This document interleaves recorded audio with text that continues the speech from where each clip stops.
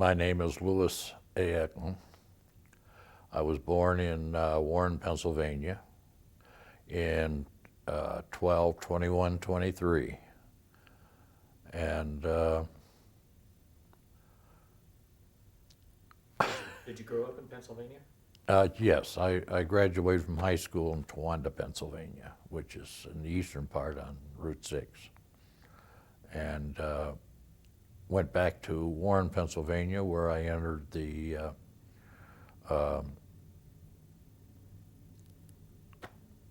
Air Force, not the Air Force, but the Air Corps, the Army Air Corps. And that was in 1942. And went into the cadets. They're out of Erie, Pennsylvania. And went overseas in 44. Why don't you explain the meaning of Luigi to us? Well, I was raised there, as I said, back in Pensy and in Warren, Pennsylvania. And there in the neighborhood there of my grandfather was Irish, Italians, and Swedes. So my best friend, who lived right across the street from us there in Warren, was Leonard Scalise. And of course he was an Italian, and his mother and father had come over from Italy. And my grandfather and grandmother both came over from Sweden. On the other side, they came over from Ireland. So, and I guess just the Lou and that, well, Luigi,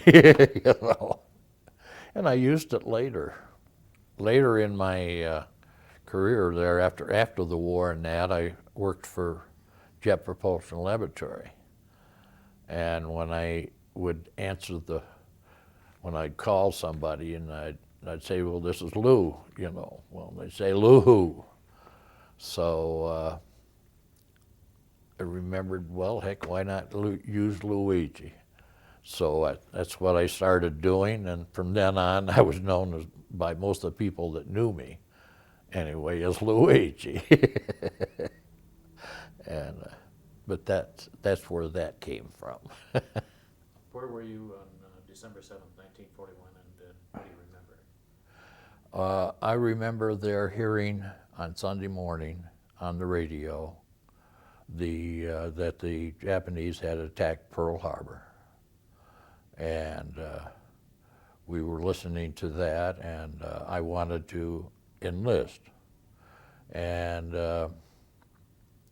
I was well, that would make me a junior. And I wanted to enlist, and my father said no. He says, I won't sign for you.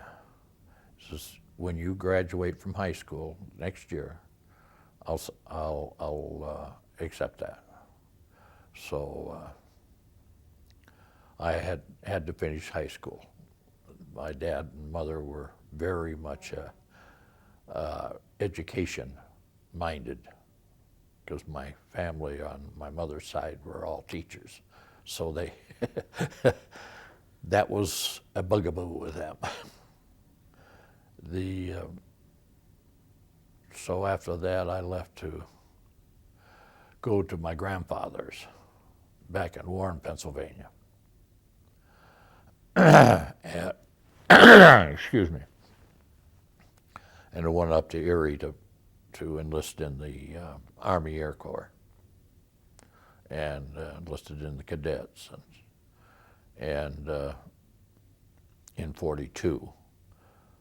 And they, due to the fact that they didn't have room, I was kept back from going in until January of 43. And during that time, why they tried to draft me. But of course, I had already signed in, so they couldn't do it, but my number came up. What did you do in the time that you were waiting? I was working for Struthers Wells there in Warren, Pennsylvania, and learned how to do X-ray. And I was doing X-ray of Navy gun mounts. And they had the wells of the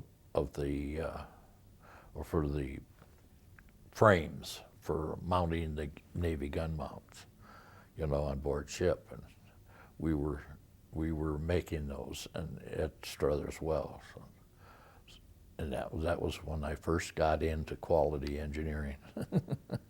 It made it easier for me there during the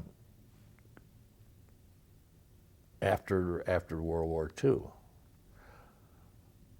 because well, when I got in and got out of the cadets, I graduated as a Bombardier and was in B-24s. And in civilian life, it was difficult to find a job for a Bombardier, so I ended up there in quality in that, because math was my forte.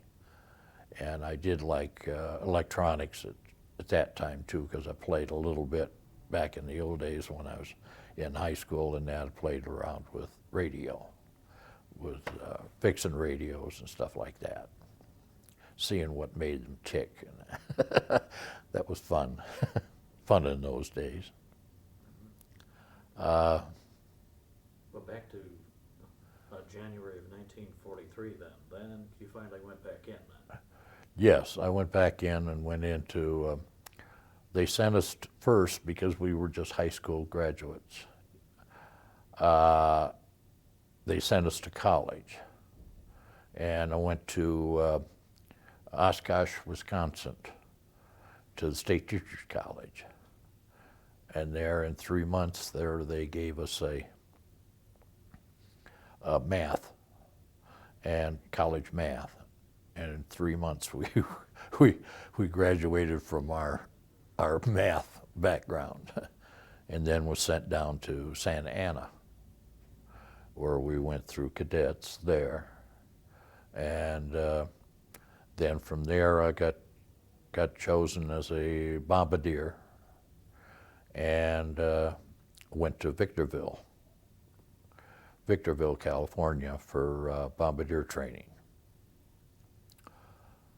I don't remember for sure there. I know we also had to go through gunnery school. And I think gunnery school was, before I went to Victorville, I had to go to gunnery school.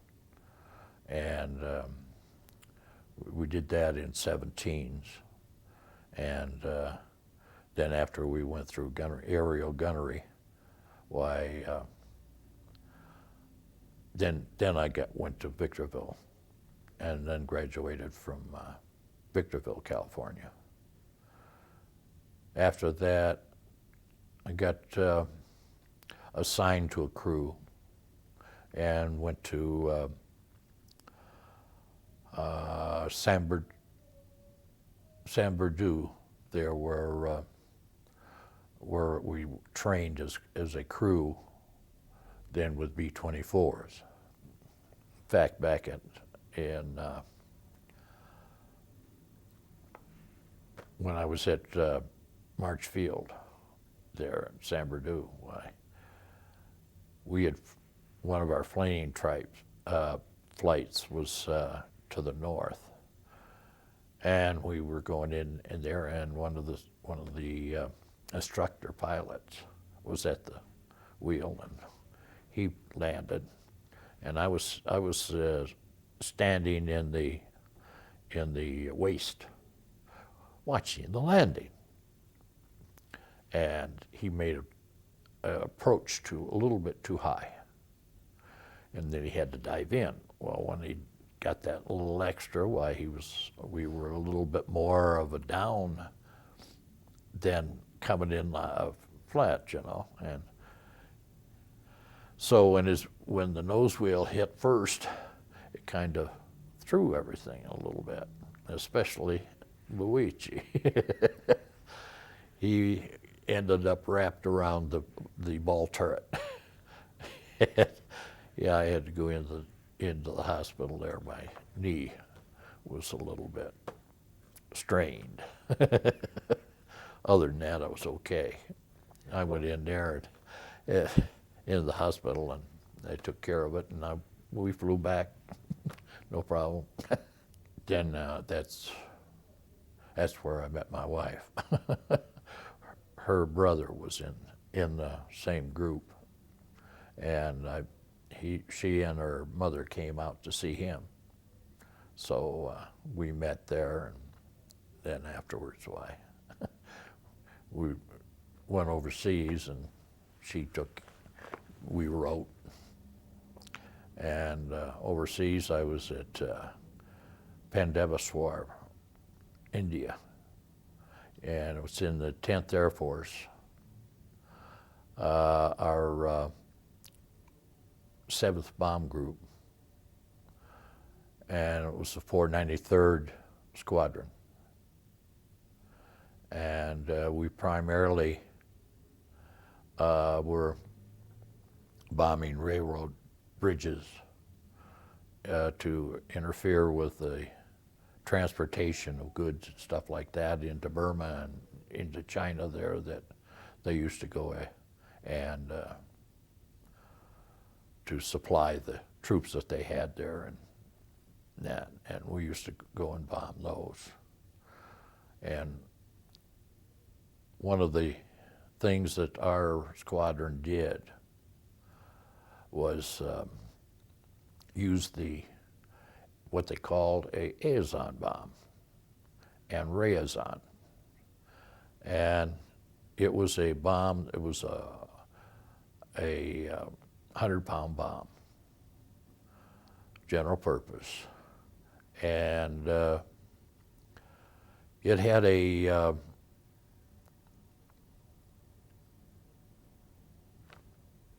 fuse, not a fuse, but on the rear end of the bomb, they had fins, and they were radio-controlled fins. And after you dropped them, you could go ahead and correct for any miscalculations or winds as the bomb dropped down through the different heights, because we bombed at 10,000 feet. So we dropping it down through the winds would affect the bomb. And we could go ahead and bring them in by a toggle switch that we had there. And I guess it's one of the first, as far as the Americans, that had used a controlled bomb after it left the thing. And we would drop one at a time until we got the whole bridge.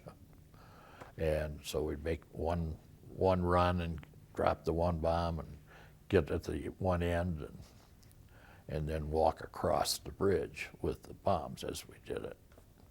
And the Azon was you could control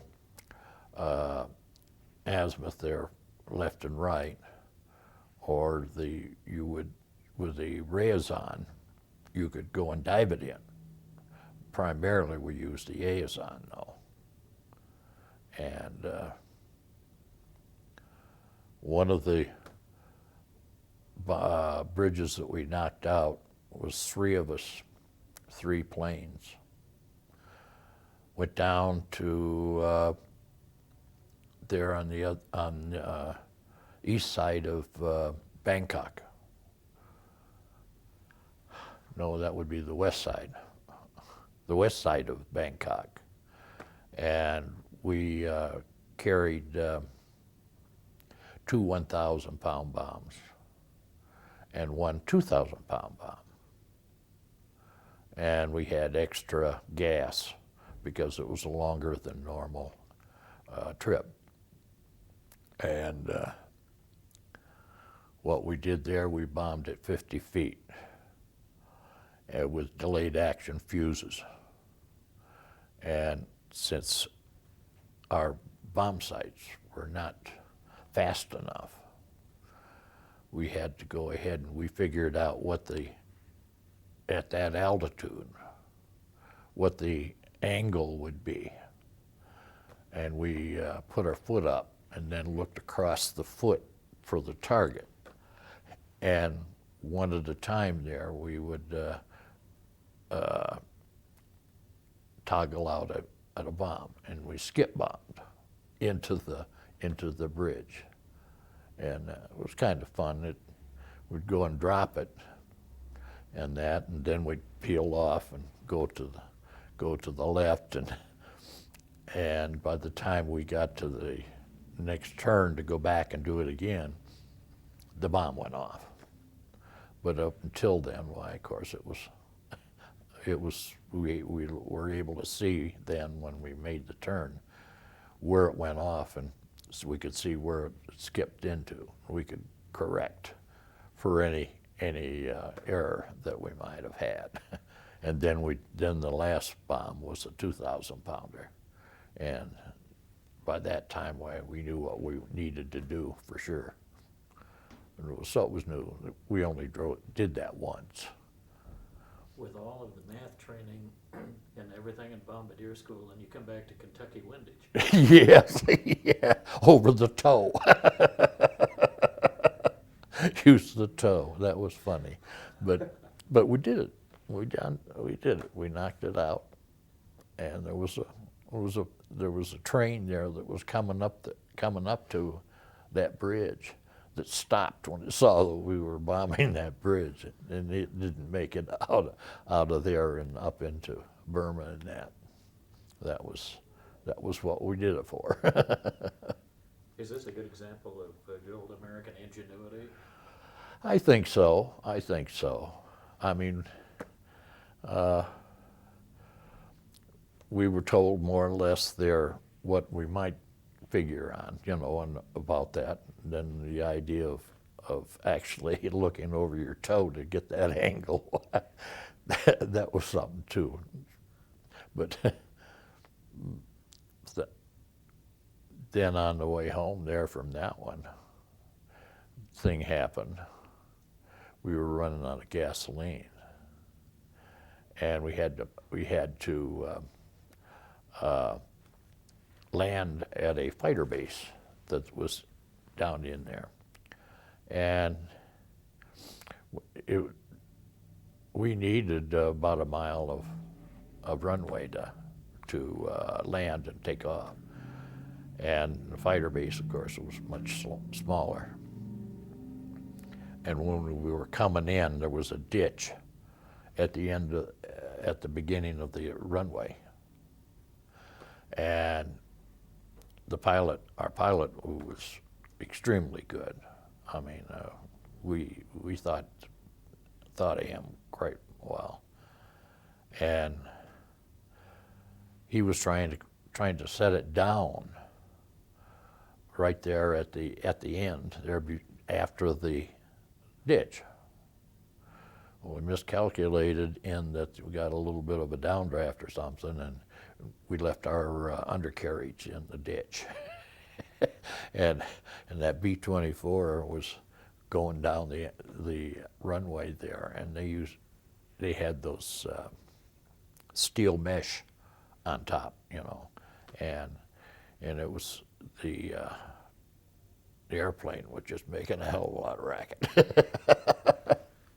So then they got that out, and we were flown back by another plane back to Calcutta. Everybody come out okay? Yeah, nobody was hurt. I mean, it was just, we had such a good pilot, He was really a good pilot. How did that feel being a bombardier? You were right up front looking at this as you came in. Yeah, well, the navigator and I neither one of us there stay in the front when we're landing, because that would be in a bad position. So we were up there on the flight deck and that, because it would be silly to go and be in there. You don't watch it because that's too easy to hurt yourself. The monsoons, we would fly into that area there until the monsoons come in. And then that's when we would go up into China and do different things up there with whatever they wanted done. We had one time that we flew in and the monsoons came in after we'd bombed. So we had to fly through it, and we couldn't fly over it because it was over 25,000 feet, and so we had to fly through it. And we kind of bounced around a little bit. And I had lied when I went into the service that when I said that I didn't have any problems with my ears. When I was in fourth grade, I had mastoid, and I had a hole in my eardrum. But the hole in my eardrum there, you had to look at an angle to be able to see, so the doctors didn't see it. So, but that was that bit. But then what we would do, we would one or two crews would fly up in a plane up to over the hump in that and up into China. And usually there we landed at a base. I don't remember the name of the thing, but it was in the mountains, and it was in the valley between mountains. And it was an extremely difficult time for the pilots, because what you had to do, the airports were, if you want to call them that way, was for fighter bases. It was a fighter base. And we'd go in and land, and what you'd have to do is you'd have to circle and lose altitude and circling in this valley and then come in and land. Well, coming into landing wasn't as bad as takeoff. On takeoff, they put on a couple units on our wings that were little jets. We had never used any of those things before. And they were made by Aerojet Company over in California, who I later worked for, and that. But it was just small, and they only used it for takeoff. And that gave them a shorter distance that they could use for takeoff. In fact, later, one of the kind of reminds me, one of the guys that came in later in that they were talking about, they had heard about a plane that Germany had, didn't have a propeller. And the only thing that we could think of, well, it must have been just a regular, what's the word I want? Or you going glider. It was more of a glider type thing. But never thought about this jet that we were using for takeoff. It was just a bigger one. But never thought of it that way. We just poo-pooed it until after the war there, and we found out that it was a jet plane.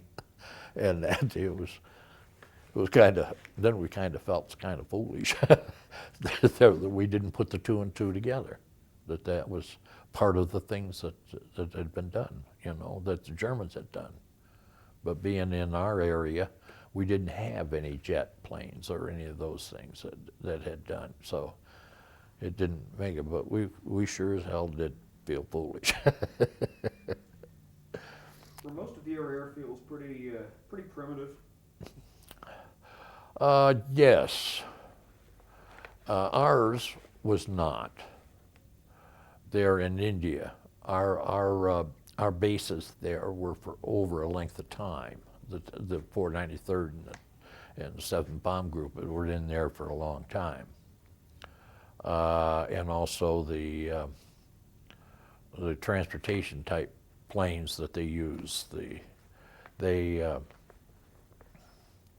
and which went over in the Burma area and dropped food and stuff to the troops, both our troops, English, and also the Chinese. And that's probably the ATC there that you were probably talking about, that you talked about two people about doing that flying, and they went out and dropped food particles and stuff out to K rations, and C rations, and other things, I guess, munitions and that. But we never did that. We had never done that. But we did, primarily, we flew the hump to go up there, and then we flew gas missions there to fighter bases behind the Jap lines. And we used Bombay tanks of gasoline and dropped, and then landed at the bases and then let off the gas. In fact, my first crew, I lost. I was made the PX officer of our detachment that went up to China. And so when the PX supplies came in, when they flew them in, I had to take care of that, and my crew flew. Well, now they didn't need a Bombardier to drop the gas, so that was why I guess they got a Bombardier as a PX officer. And the next morning, they weren't there. They hadn't come back yet. And I went down to the flight office, and I told them, I said, they bailed out, didn't they? I didn't know where, but I just knew that they had bailed out. Just knew it. Didn't see it in my mind or anything like that. I just all of a sudden knew it. And I said, they bailed out, didn't they? They said, yeah, they bailed out in the mountains there above Kunming. So they were down in the hospital down in Kunming. And I had to take their stuff down there to Kunming. They were all in the hospital. They had broken legs and arms and that, because they landed on the side hill and they were rocky. So they had landed on that. And so I took their stuff down there, and they went home from there. And then I ended up with the new crew. But I just feel terrible about them hurting themselves, and that. And we always wanted to, it was stupid, but we always wanted to bail out because we wanted to do a parachute jump. Now that's our ages, I mean, we were 20, 21, and that. I had my 21st birthday over in China. Spent it in the slit trench there, getting drunk there while the Japanese were bombing our airport. field. There was one other guy too. I can't remember his name, but he was 21 the same day, and he and I were in the sled trench getting drunk while they were dropping. And the funny thing of it is, they were dropping anti-personnel bombs. Now, the anti-personnel bomb were beer cans, our own beer cans. They would go and they would buy the Japanese were buying the beer cans from the Chinese who took it off our base, and they'd fill them up with explosive and nuts and bolts and stuff like that.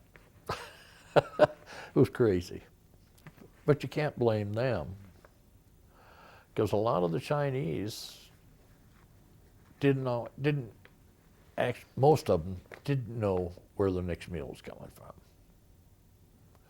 So they had to do things that maybe we would think would be wrong, but they had to do it in order for their family. So we never thought much about that. You know, we weren't against it really, knowing a lot of the Chinese as we did, and some of the people in that way, because they were worked on the bases there, and they were kids, and they were bearers in India, and they were houseboys in China, and they would do things, for us there, and we'd pay them.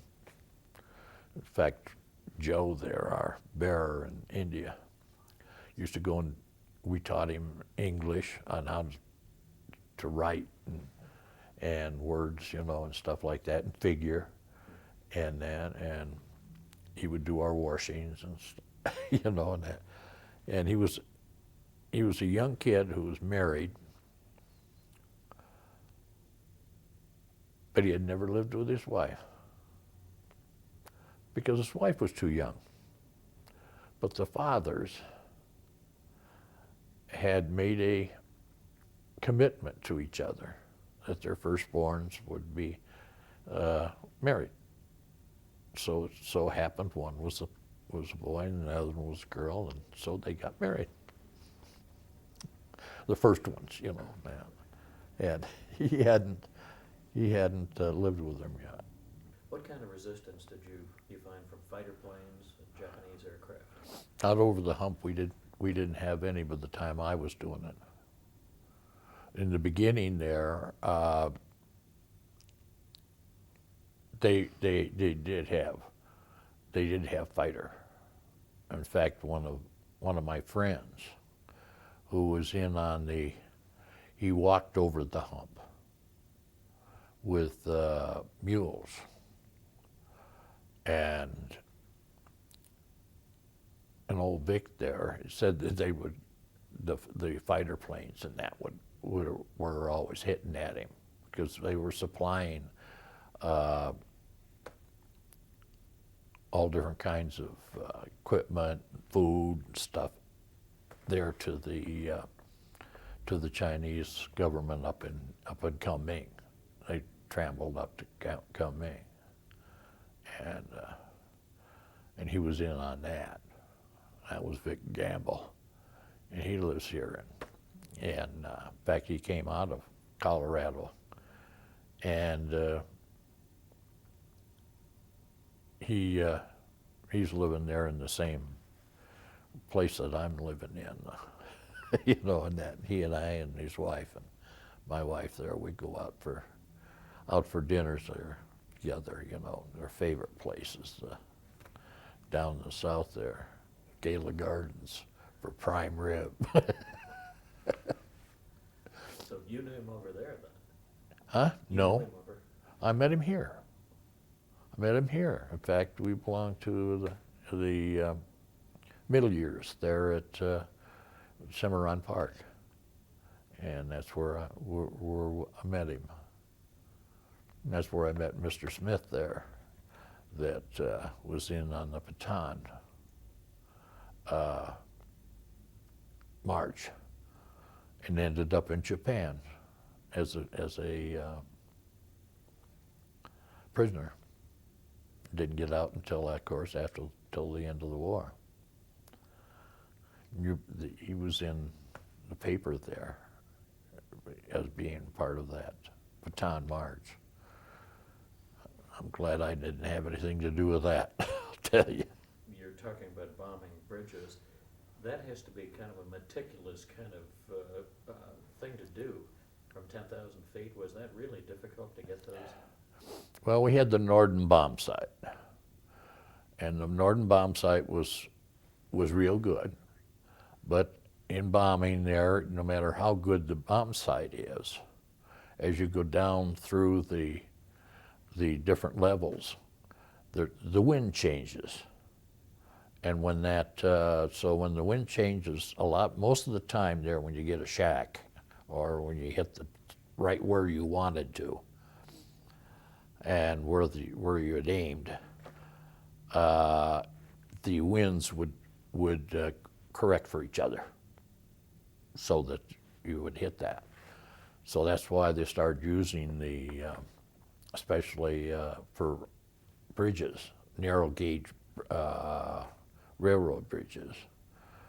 You had to be pretty precise. So that gave you a edge in that you could go ahead and change it. You could bring it in into the bridge. In fact, we were going to use that up in China. We were going up to China there to the three. Well, in fact, there was 3 bombardiers and their crew went up to China at the end of the war in 1945. Not the end, but before the end. And we went into different squadrons, and each of us, and taught the bombardiers how to use the liaison bomb. And we were going to then hit Japan. And that was at the end of it, and that. And we were up there doing that. However, the bombs dropped. The 2 atomic bombs dropped. And that was the end of that. We didn't have to. But we were all thinking at the time that you carried around 30 bombs, 100-pound bombs, and each one had to be dropped individually.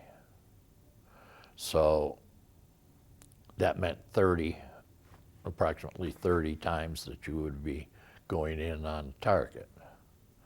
And with the liaison, one bad feature was that you had to stay until practically the bomb actually hit the ground, and to make sure that you really had it. And of course that meant you were going into the target for a longer period. And we figured there with 30 times there that was going to each mission, would you be dropping about 30 bombs there one at a time, why you would have problems. Because they had, there in Japan there, they had the radar controlled anti-aircraft. So that made it a little, you were making a little more than one trip, so to speak. So we weren't angry that the 2 bombs were dropped because we didn't really realize whether or not we would return or not, and whether 1 trip or 2 trips over Japan would be. And each time that you'd go over there and drop so many bombs, why, could be there. But we were lucky in that the bombs dropped. So, like I said, we weren't mad. because we were scared. We didn't let on because the other guy didn't. And as long as that other guy didn't show he was scared, you were damned if you were going to show that you were scared, you know. It was an ego thing. It was an ego trip. I'll agree with you there. It was just an ego trip. So from there on, well, I just came back from the service. We came back, I got, well, the second one, and they said it was over. We celebrated that night. The next morning there, we went on oxygen, sobered up, and flew back over the hump back to India, to our main base, back to 493rd. And then we were sent down to Calcutta. Our crew was sent down to Calcutta, and we went on board ship to come home. We didn't fly back. We came on board ship and came back there, and it landed in New York. What happened when you got back? Were you discharged immediately? Yes. Yes, I was, we were able to get out right away. Discharge, the actual discharge wasn't until December of 45, because of the time elements that I had accrued and that. I forget the date that, well, it took us 45 days to get home on one of those Kaiser jobs. What about your wife? You've been corresponding. Did you get to see her right away? Well, practically. Of course, I went home to Warren, Pennsylvania, and she lived at that time in Chicago, Illinois. And so after I got going there, I went back to Struthers Wells before December, and it had to be in the kind of the wintertime, around November, I think it was, because in those type of manufacturing units or companies there, they have big bays, and being in the winter time, it was cold, and I just come back from India. So I worked one day. The second day there, I come down with flu, or almost to the pneumonia side, and I had to quit that. And then when I got better, why, I took a trip out to Chicago and flew out, and then her mother brought her down and picked me up, and on the way from the airport to their home, I proposed, and she made a big mistake and accepted. 56 years later. But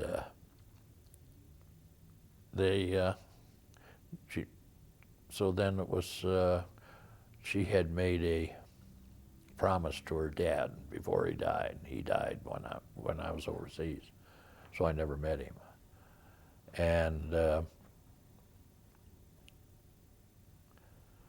she had made a promise to him not to marry until she was 21. So 46, June 29th, she was 21. So we were married. We've been married now for 56 years.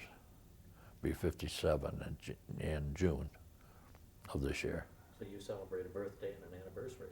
Yeah, yeah. She was born in the 20th of June, 25.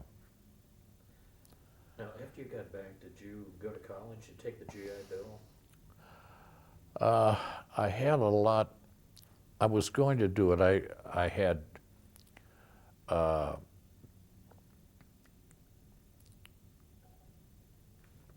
The first thing I did was went to night school there. We got married, and then I went to night school at DePaul University. And I had wanted to go to Northwestern. So I applied to go to Northwestern. They were full. There was so many people coming back and that, because I wanted engineering. And to go along with all the math that I had taken. And so we ended up there. We lost our apartment, and we didn't want to live with her folks, her mother anymore. So we didn't go back there. And so we went back to Warren, Pennsylvania, back and took an apartment above my father and mother. Their house was a big house, and so there was room upstairs. So we had a 4-room apartment upstairs. And while we was waiting for Northwestern to answer, why my wife got pregnant, and my ego again. My dad said that he would go and help us there, but my ego says, "No, you're going to stand on your own 2 feet." So I used courses there, mail order courses, and things like that to get some of the education that I needed. Plus, I had a credit for 2 years in the Air Corps, and so I did that, and I did the and went to work for Sylvania, and worked my way up there to supervisor. At Sylvania there, I got into the statistical mathematics, and they had just started that. And what we did there was we did process capability studies on all the different types of parts that went into making up of radio tubes, because the radio tubes were for radios, not for your computers or TV. So we had to improve them, and I got into that and got into engineering then, and we did a process studies for the government, because a lot of the tubes were also used for fuses, proximity fuses that were used there in any aircraft and that at that time. And so that's where I got into that, and I did a lot of the studies on that. And it then ended up later on out in California there when they were doing the aerospace and also the missiles. And that with that background of that made it much easier to deal with, and I didn't have to go to school, but I did have enough to graduate from what I went through night school and stuff like that. So it worked out, and I had then title of engineering anyway, because everything was at the state of the art at that time. We were all trying to improve our processes and stuff like that, and that's what made it easier for me.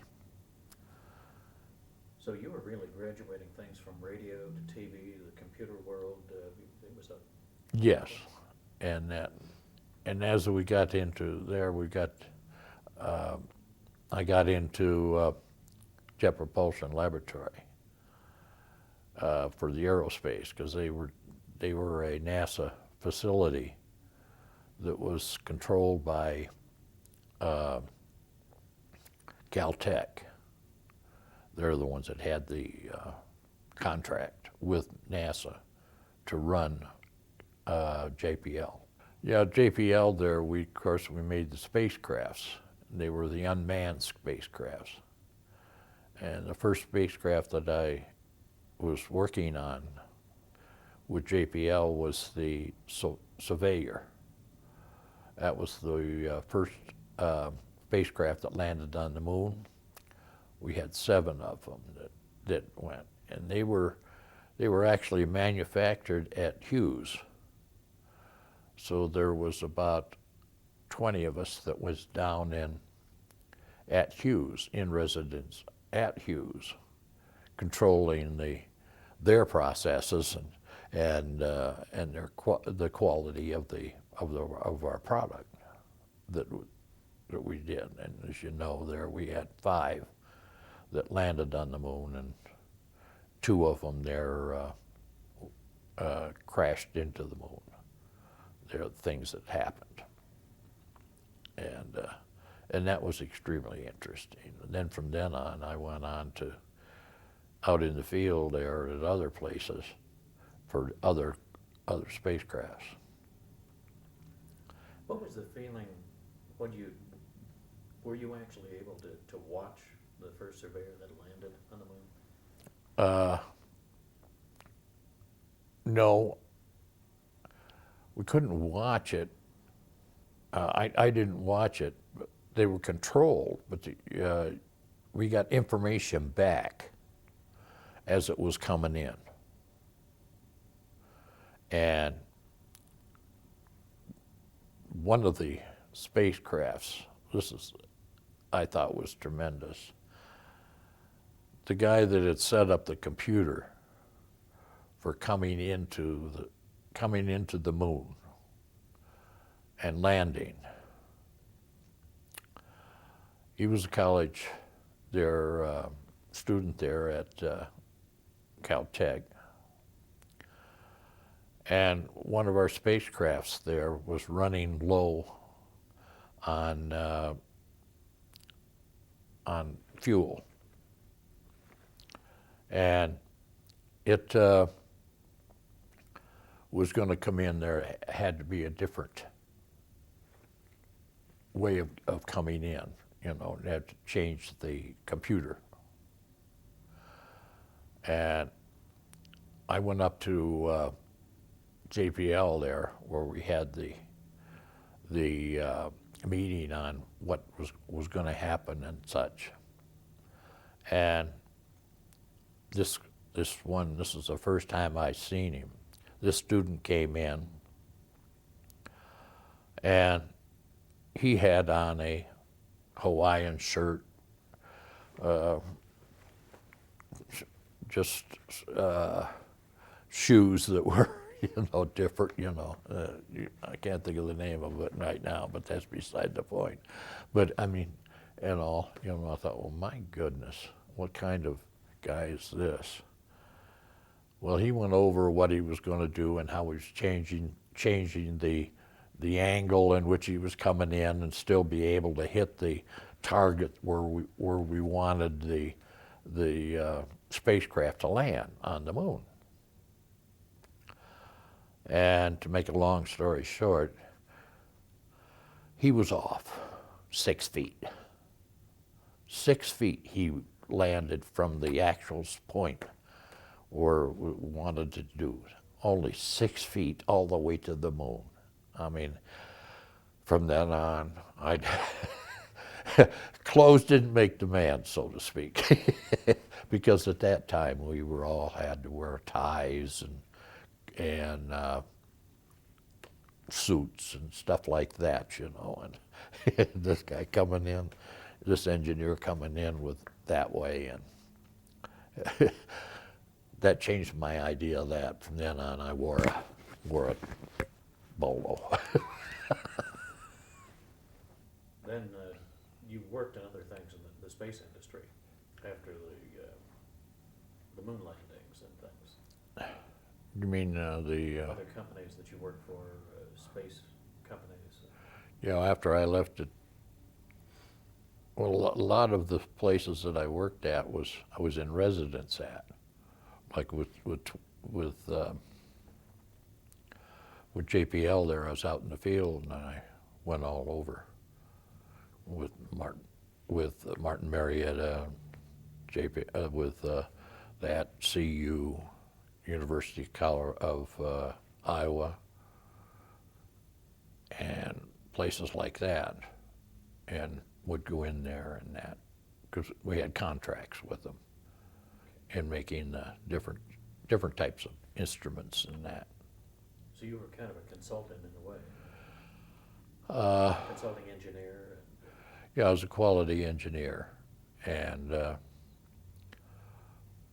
I'd also check over the equipment itself, testing. And we got into anything that the contract had to say, I would check into too. I looked at the prints and that, and a lot of times there, in some places there, I'd go ahead and had to sign off on the design too, part, and then made sure that their controls were adequate. And that's why I ended up the last at JPL that I worked at was the Galileo, and that was a computer, onboard computer there for the Galileo. They made that. We were talking earlier about some of the parts. And one of the parts there was we had a new ICs since the Galileo was going up to Jupiter. It was going into a radiation area. So the ICs had to be rad hard, radiation hardened. And they were $1,000 a piece. And there was 1,000 ICs in the computer. So there was $1 million. And it was at the state of the art. So they were having troubles getting them rad hard. They had to be ended up being changed 3 times. That's why the Galileo was so expensive. So very expensive. But it did a great job when it was finally found out what was doing it. And that's some of the stuff that quality engineering and cog engineering there would work with, was what was wrong and what was happening. And with the rad hard, it was inconsistent in that it would be good, and then all of a sudden you get a glitch. And then you go and try to find why it glitched. It was gone. Now what do you do? Back to the drawing board. Back to the drawing board. They did that. Do you take an awful lot of pride in being able to be involved with such things? No. I learned a lot because my education was not that great. My biggest was working on stuff there and learning from when things were happening and working it out as to why it was happening, and that with some of the smarter people. That was a big thing to me. I mean, I enjoyed that, and I enjoyed the people that I was working with. They were great people. I came out in Colorado there in '74. on a contract to CU. JPL had a contract at CU to make some instruments and science instruments to go on the spacecraft. So I came in and had on that contract. Of course, other contracts were then done because, well, I worked there in residence at CU, at the University of Iowa, Ball Brothers, Martin Marietta, and that. So I had contracts in all those places there that I go in and worked with. When I came out there, I made friends with, of course, with my counterpart there that worked for CU. He lives here. He lived here in Broomfield, and was talking about some of the rough winds that were there in Boulder. And in fact, that when I came out here, that was one of the things that was happening there, was roofs were being blown off. And I decided I didn't want any part of that part. So we were out here in Broomfield. We've lived out here, and that's ever since. We decided to retire here. Broomfield has changed a little bit since 1974. Yes. Some ways not as good, but in most ways I'd say it's better. You know, it's been improved. It's been improved as they go along. The people themselves are still very friendly, and that, but some things, the traffic, I wouldn't say is that good anymore. Did your kids go to school in Broomfield? Pardon? Did your children go to school in Broomfield? My baby, she's 43 now. She graduated from Broomfield. And that. The schooling areas here are very good. In fact, I've been working with some of the schools there. I did there for a while my grandson was in school at the elementary school over here. And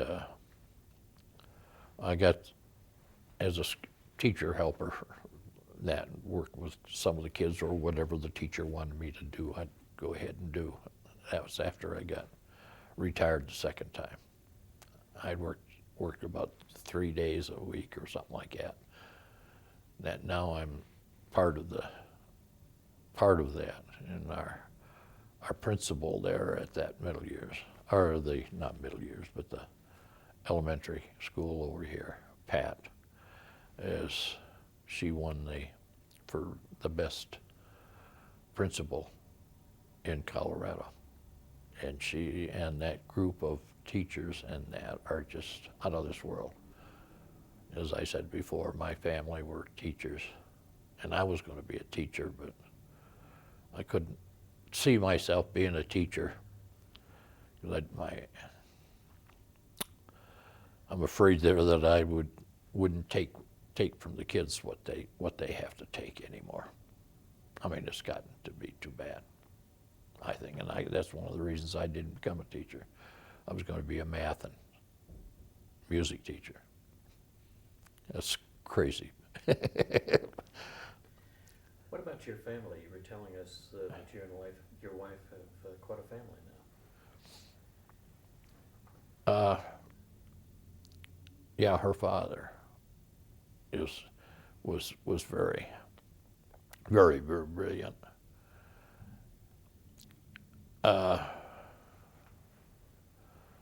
There were some problems there that I'd rather not talk about on that. But her mother was a Ziegfeld Foley girl. Yeah, she was a singer and extremely good in music. She was a pianist, and she was very good. Tell us about your family. How many children, grandchildren? Well, we had 6 children. We lost one, the first boy, due to the RH factor. At that time that we had him, why they didn't know how to take care of the RH factor. That's the blood. And then we ended up having 5 that were lived. And they've got our youngest grandson now is 18. He's graduating this year, and the rest of them are all married. And we've got 19 great-grandchildren there too. I'm counting also some of the grandchildren that were of the spouse of the other spouse, because we considered them and treated them the same way as we would any of our grandchildren. And they're all over from Alaska down to Florida, and, California, Chicago, all over. They're great. You got anything? Have you kept in touch with any of your crews since after the war? No. I got so busy there raising 5 kids and stuff like that, and a lot of the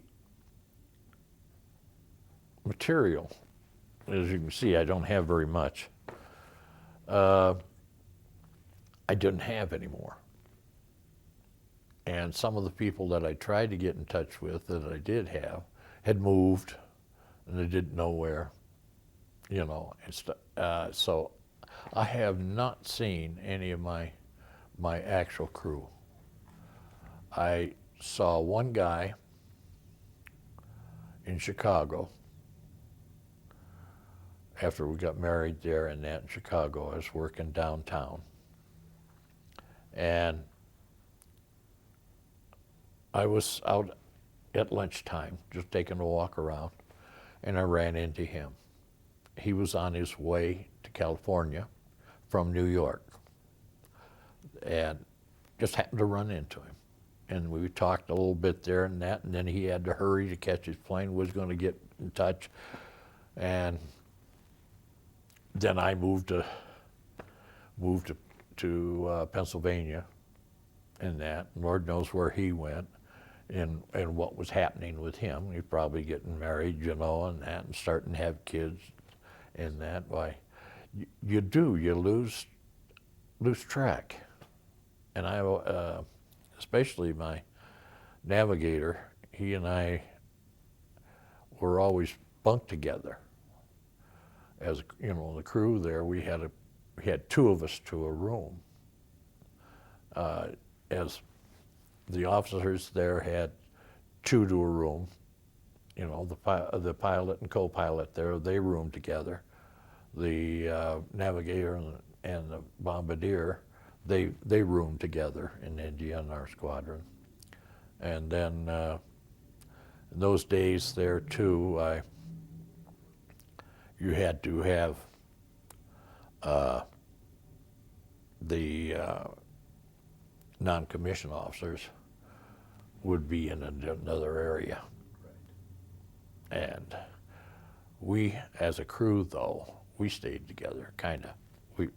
We got together because we put all our booze together, and we played cards together at night on the nights that we didn't fly the next day.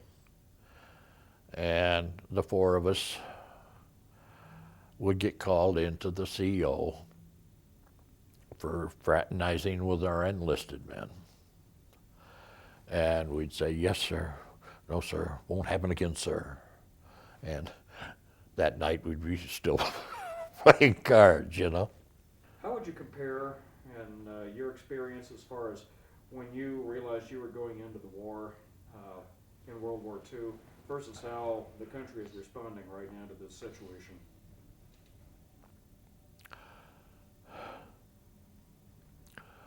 I think they're responding the same way. I don't think there's that much difference. The attitude there, well, I feel that anybody that messes with us, we have such a deep pride in our country, really. We can bitch about our country, but don't mess with us. Don't go ahead. I mean, it's like we're a family. And it makes me so proud that they are now working as a family. And as a family too, you know, family don't always get along. But they stand behind each other.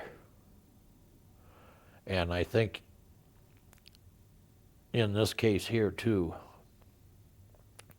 we are standing behind our people that may be related to the people that are doing stuff to us, but they're our family. They're our family too. And we stand behind our family and of our own. That's what I feel.